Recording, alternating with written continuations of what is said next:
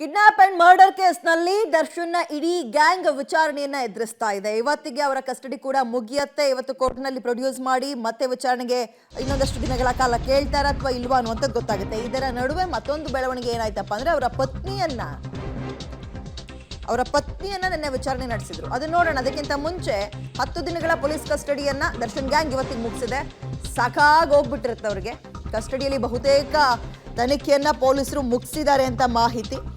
ಹಾಗಾಗಿ ಅವ್ರನ್ನ ಮತ್ತೆ ಕಸ್ಟಡಿಗೆ ಕೇಳೋದು ಸಾಧ್ಯತೆಗಳು ಕಡಿಮೆ ಇದೆ. ಅಥವಾ ಜುಡಿಷಿಯಲ್ ಕಸ್ಟಡಿಗೆ ಅಥವಾ ಜೆಸಿ ಕೊಟ್ಟರು ಕೊಡ್ಬೋದು. ಅಥವಾ ಇನ್ನೂ ಕೂಡ ಸಾಕ್ಷ್ಯಗಳು ಬೇಕು, ಅವರ ವಿರುದ್ಧವಾಗಿ ಹುಡುಕ್ತಲೇ ಇದ್ದೀವಿ, ಸಿಗ್ತಲೇ ಇದೆ. ಈಗ ಆಲ್ರೆಡಿ 100ಕ್ಕೂ ಹೆಚ್ಚಿನ ಸಾಕ್ಷಿಗಳನ್ನು ಹುಡುಕಿದಾರಂತೆ. ಇವರು ಯಾವ ರೀತಿಯಾಗಿ ಕೃತ್ಯವನ್ನ ವಿಕೃತವಾಗಿ ಮೆರೆದ್ರು, ಕೊಲೆಯನ್ನ ಮಾಡಿದ್ರು ಅನ್ನೋದಕ್ಕೆ ಸಂಬಂಧಪಟ್ಟಂತೆ ಇನ್ನೂ ಸಮಯ ಬೇಕು ಅಂತ ಕೇಳೋ ಸಾಧ್ಯತೆಯೂ ಇದೆ. ಬಟ್ ಆಲ್ಮೋಸ್ಟ್ ವಿಚಾರಣೆ ಮುಗಿಸಿದ್ದಾರೆ. ಕಸ್ಟಡಿ ಅಂತ್ಯ ಆಗುತ್ತೆ. ಕೋರ್ಟ್ ಮುಂದೆ ಪ್ರೊಡ್ಯೂಸ್ ಮಾಡಿ ಮತ್ತೆ ನಮಗೆ ವಿಚಾರಣೆಗೆ ಅಗತ್ಯ ಇಲ್ಲ ಅಂತ ಹೇಳ್ತಾರಾ, ಕಾದು ನೋಡಬೇಕು.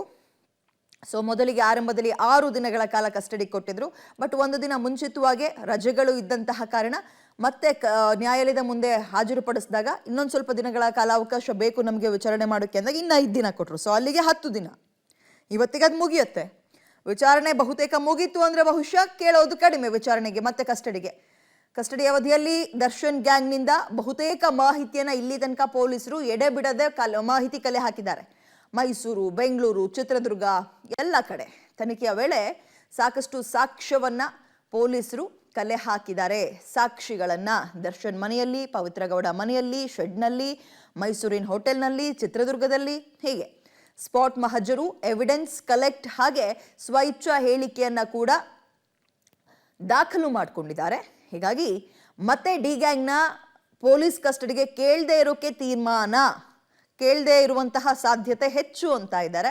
But it's completely up to ಪೊಲೀಸರು. ಅವರೇನು ನಿರ್ಧಾರ ತಗೊಳ್ತಾರೆ ಅವ್ರಿಗೆ ಬಿಟ್ಟಿದ್ದು. ಸದ್ಯಕ್ಕೆ ಸಿಗ್ತಾ ಇರೋ ಮಾಹಿತಿ ಹೀಗೆ: ನ್ಯಾಯಾಂಗ ಬಂಧನಕ್ಕೆ ಒಪ್ಪಿಸಲು ಮನವಿಯನ್ನ ಪೊಲೀಸರು ಮಾಡ್ತಾರೆ. ಅಂದ್ರೆ ಜೆಸಿ ಜುಡಿಷಿಯಲ್ ಕಸ್ಟಡಿ ಕೊಡಿ, ಪರಪ್ಪನ ಅಗ್ರಹಾರ ಕಳಿಸೋದು.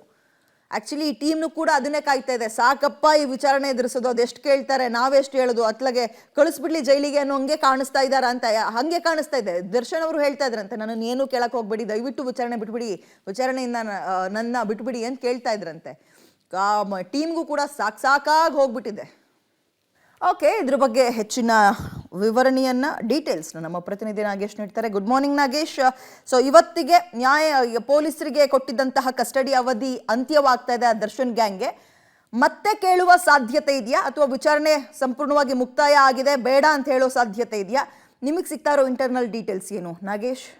ರೇಣುಕಾಸ್ವಾಮಿ ಕೊಲೆ ಪ್ರಕರಣದಲ್ಲಿ ಬಂಧನವಾಗಿರುವಂಥ ದರ್ಶನ್ ಅಂಡ್ ಗ್ಯಾಂಗ್ ಏನಿದೆ 11 ದಿನದ ಕಸ್ಟಡಿ ಇಂದಿಗೆ ಅಂತ್ಯವಾಗಿದೆ. ಹಾಗಾಗಿ ಬಂಧಿತ ಆರೋಪಿಗಳು ಎಲ್ಲರನ್ನೂ ಕೂಡ ಪೊಲೀಸರು ಕೋರ್ಟ್ ಮುಂದೆ ಹಾಜರುಪಡಿಸಲಿಕ್ಕೂ ಈಗಾಗಲೇ ಎಲ್ಲ ರೀತಿಯ ತಯಾರಿಗಳನ್ನು ಮಾಡ್ಕೊಂಡಿರುವಂಥದ್ದು. ಇವತ್ತು ಮಧ್ಯಾಹ್ನದ ನಂತರ ಬಂಧಿತ 17 ಆರೋಪಿಗಳನ್ನು ಕೂಡ ಕೋರ್ಟ್ಗೆ ಹಾಜರುಪಡಿಸಿ ಅಲ್ಲಿಂದ ನೇರವಾಗಿ ಪರಪ್ಪನ ಅಗ್ರಹಾರ ಕಳಿಸಲು ಎಲ್ಲ ತಯಾರಿಯನ್ನು ತನಿಖಾಧಿಕಾರಿಗಳು ಮಾಡ್ಕೊಂಡಿದ್ದಾರೆ ಅನ್ನುವಂಥ ಮಾಹಿತಿ ಇರುವಂಥದ್ದು. ಯಾಕಂದರೆ ಈಗಾಗಲೇ 11 ದಿನಗಳ ಕಾಲ ಕೊಲೆ ಪ್ರಕರಣಕ್ಕೆ ಸಂಬಂಧಪಟ್ಟಂತೆ ತನಿಖೆ ಮಾಡಲಾಗಿರುವಂಥದ್ದು. ತನಿಖೆ ವೇಳೆ ಇವರು ಕೃತ್ಯ ನಡೆದಂಥ ಸ್ಥಳ, ಅವರ ಮನೆಗಳು ಎಲ್ಲವೂ ಕೂಡ ಮಹಾಜರನ್ನು ಈಗಾಗಲೇ ಮಾಡಿ ಮುಗಿಸಿರುವಂಥದ್ದು. ಜೊತೆಗೆ ಆರೋಪಿಗಳಿಗೆ DNA ಟೆಸ್ಟ್ ಕೂಡ ಪೊಲೀಸರು ನಿನ್ನೆ ಮಾಡಿಸಿರುವಂಥದ್ದು. ಯಾಕಂದರೆ ಈಗಾಗಲೇ ಆರೋಪಿಗಳು ಅಲ್ಲಿ ಅಂದರೆ ಶೆಡ್ನಲ್ಲಿ ಸಿಕ್ಕಿರುವಂಥ ದಾಖಲಾದ ಏನು ಸಾಕ್ಷ್ಯಗಳಿದ್ವು, ಅಲ್ಲಿ ಸಾಕ್ಷ್ಯಗಳು ಸಿಕ್ಕಿರುವಂಥದ್ದಕ್ಕೂ ಇವರು ತೆಗೆದುಕೊಂಡಿರುವಂಥ ಬ್ಲಡ್ ಶಾಂಪಲ್ ಮತ್ತು ಏರ್ ಶಾಂಪಲ್ ಏನಿದೆ ಅವೆಲ್ಲವನ್ನು ಕೂಡ ತಾಳೆ ಮಾಡಲಿಕ್ಕೆ ಈಗಾಗಲೇ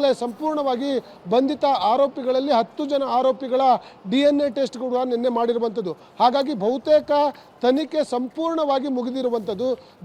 ಜೊತೆಗೆ ಈ ಒಂದು ಬಂಧಿತ ಪ್ರಮುಖ ಆರೋಪಿಗಳ ಸ್ವಇಚ್ಛಾ ಹೇಳಿಕೆಯನ್ನು ಕೂಡ ಪೊಲೀಸರು ಪಡ್ಕೊಂಡಿರುವಂಥದ್ದು. ಹಾಗಾಗಿ ಒಂದು ಮೂಲಗಳ ಪ್ರಕಾರ ಸಂಪೂರ್ಣವಾಗಿ ತನಿಖೆ ಮುಕ್ತಾಯವಾಗಿದೆ. ಸುಮಾರು 11 ದಿನಗಳ ಕಾಲ ನಡೆದ ತನಿಖೆ ಕೊಲೆ ಪ್ರಕರಣದಲ್ಲಿ ಏನೆಲ್ಲ ಸಾಕ್ಷ್ಯಗಳನ್ನು ಕಲೆ ಹಾಕಬೇಕಾಯ್ತೋ ಅವೆಲ್ಲವನ್ನು ಕೂಡ ಕಲೆ ಹಾಕುವ ಕೆಲಸವನ್ನು ಈಗಾಗಲೇ ತನಿಖಾ ಅಧಿಕಾರಿಗಳು ಬಹುತೇಕ 100% ಮುಕ್ತಾಯಗೊಳಿಸಿದ್ದಾರೆ ಅನ್ನುವಂಥ ಮಾಹಿತಿ ಈಗ ಇರುವಂಥದ್ದು. ಹಾಗಾಗಿ ತನಿಖೆಗೆ ಅವಶ್ಯಕತೆ ಬಹುತೇಕ ಕಡಿಮೆ ಇರೋದ್ರಿಂದ ಇವತ್ತು ಬಂಧಿತ 17 ಆರೋಪಿಗಳನ್ನು ಕೂಡ ಕೋರ್ಟ್ಗೆ ಹಾಜರುಪಡಿಸಿ ಅಲ್ಲಿಂದ ನೇರವಾಗಿ ಪರಪ್ಪನ ಅಗ್ರಹಾರ ಜೈಲಿಗೆ ಕಳಿಸ್ತಾರೆ ಅನ್ನುವಂಥ ಮಾಹಿತಿ ಈಗ ಸದ್ಯಕ್ಕೆ ಇರುವಂಥದ್ದು. ವಿದ್ಯಾ, ಓಕೆ, ದರ್ಶನ್ ಗ್ಯಾಂಗ್ಗೆ ಇವತ್ತು ಪೊಲೀಸ್ ಕಸ್ಟಡಿ ಅಂತ್ಯವಾಗ್ತಾ ಇದೆ. ಈ ಹಿನ್ನೆಲೆಯಲ್ಲಿ ಇವತ್ತು ಮತ್ತೆ ಕೋರ್ಟ್ ಮುಂದೆ ಹಾಜರುಪಡಿಸ್ತಾರೆ. ನ್ಯಾಯಾಧೀಶರ ಮುಂದೆ ಏನು ಮನವಿ ಮಾಡ್ತಾರೆ ಪೊಲೀಸರು, ಅದು ಕುತೂಹಲ ಮೂಡಿಸ್ತದೆ. ಮತ್ತೆ ವಿಚಾರಣೆಗೆ ಬೇಕು ಅಂತಾರ ಅಥವಾ ಸಾಕು ಅಂತಾರ?